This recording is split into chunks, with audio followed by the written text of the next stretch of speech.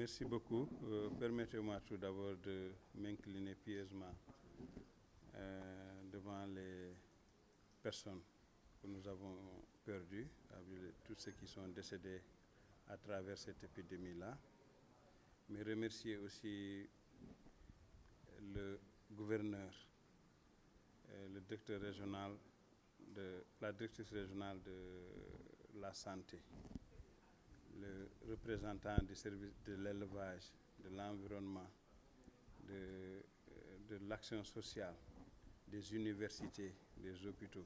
Donc tous les acteurs qui ont été mobilisés dans le cadre du comité régional de gestion des épidémies pour le travail qui est en train d'être fait et qui permet à ce jour de pouvoir ralentir le rythme de progression de cette épidémie au niveau de la région de Saint-Louis. Parce qu'il faut le dire, presque tous les districts de la région sont touchés à l'exception de Pété. Et on n'est pas aussi à l'abri, même si Pété n'est pas touché. Donc, je disais tantôt en salle que c'est un cas critique parce que c'est la première fois qu'on a au moins 9 décès en l'espace d'une semaine. Donc ça, avec plus de 21 cas aujourd'hui qui ont été identifiés et qui sont positifs, dont certains sont en train d'être pris en charge et d'autres sont en train d'être suivis, même s'ils sont guéris.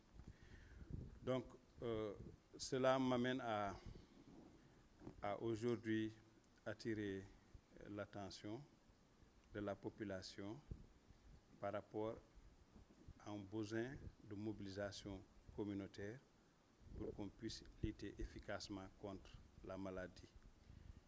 Et c'est seulement à travers une mobilisation citoyenne, une mobilisation communautaire, avec l'engagement des agents de santé communautaire, qu'on pourra ralentir le rythme de cette maladie-là.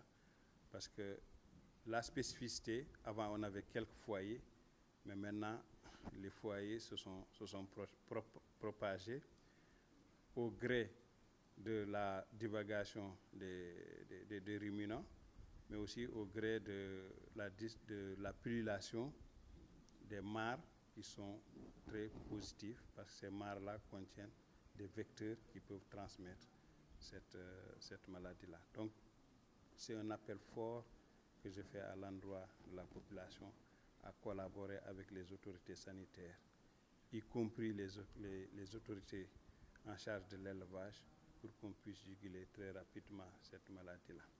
Un autre point qui est important, c'est qu'il y a un manque de postes de sang.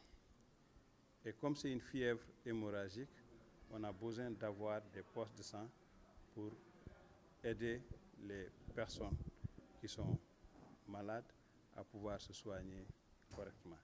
Et je profite de l'occasion pour lancer un appel solennel à toutes les bonnes volontés à venir faire un don de sang pour qu'on puisse aider à prendre en charge les cas potentiellement à subvenir, mais tout en souhaitant que la maladie puisse être jugulée dans les jours à venir.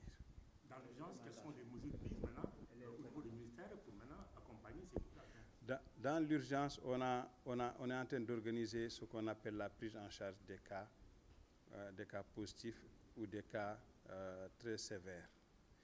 On a aussi déployé le service d'hygiène avec des moyens importants pour procéder au saupoudrage des mares qui sont contaminées, mais également faire des pulvérisations intradomiciliaires. On a aussi mobilisé le programme national de lutte contre le paludisme pour mettre à disposition les moustiquaires imprégnés pour que les populations puissent, surtout ceux qui sont dans les zones à risque, puissent dormir sous moustiquaires. Mais il y a aussi une communication active aujourd'hui qui est en train d'être menée avec l'aide des médias auprès des populations pour qu'ils puissent comprendre les causes de la maladie, les facteurs de risque de la maladie, mais aussi les principaux symptômes et les signes cliniques qui sont associés à cette maladie, de sorte ils puissent très facilement les reconnaître et se rapprocher des services de santé aux besoins.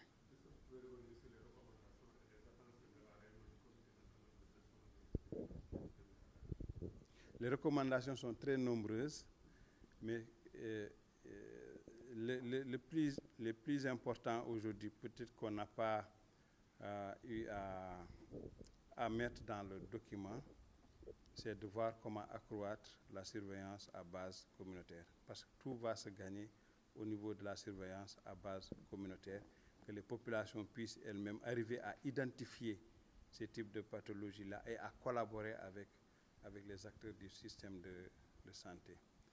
La deuxième recommandation, c'est de renforcer un peu la collaboration interministérielle. Je sais qu'elle existe déjà, mais qu'on puisse la faire de sorte que l'information soit très fluide et qu'on puisse avoir l'information à temps réel, mais aussi d'inciter les populations surtout à dormir sur les moustiquaires imprégnés, inviter nos parents éleveurs à éviter un contact prolongé avec les mares, parce qu'il y a beaucoup de mares qui aujourd'hui sont infestés et sont positifs.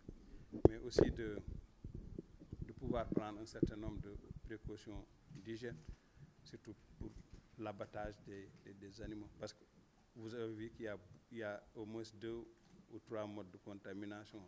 Souvent, c'est le contact avec le sang ou des souillures qui sont liées aux animaux, ou bien soit c'est par piqûre de moustiques. Donc il faut que les moyens de prévention soient mis en place pour éviter au maximum la propagation de cette maladie-là. Maintenant, le ministère de la Santé et de l'Hygiène publique est en train de travailler avec les partenaires pour voir comment mobiliser les moyens nécessaires pour que la riposte puisse s'organiser très rapidement et de manière efficace autour de la coordination du gouverneur de la région de Saint-Louis. Le ministre, un sujet important a été soulevé au cours du débat. Il s'agit des CPE, des centres de traitement. En fait, vous savez que Saint-Louis ne dispose pas typiquement de centre de traitement des épidémies, parce qu'ils sont presque tous concentrés au niveau de Dakar ou bien parfois Touba. Mais aujourd'hui, avec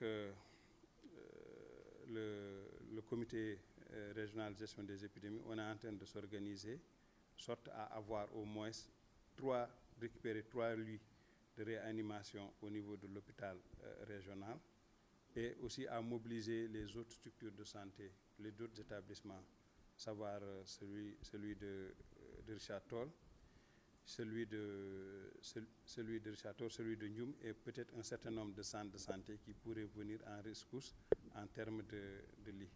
Maintenant, on veut aussi que la région de Louga soit impliquée.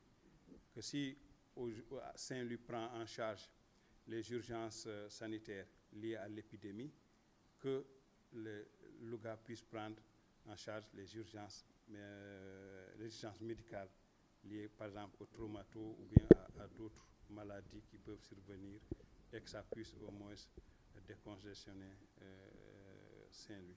Il y a peut-être d'autres stratégies qui peuvent être envisagées, mais tout cela dépendra de l'évolution de la pathologie pour voir ce qu'il y a lieu de faire et ce qu'on peut prendre comme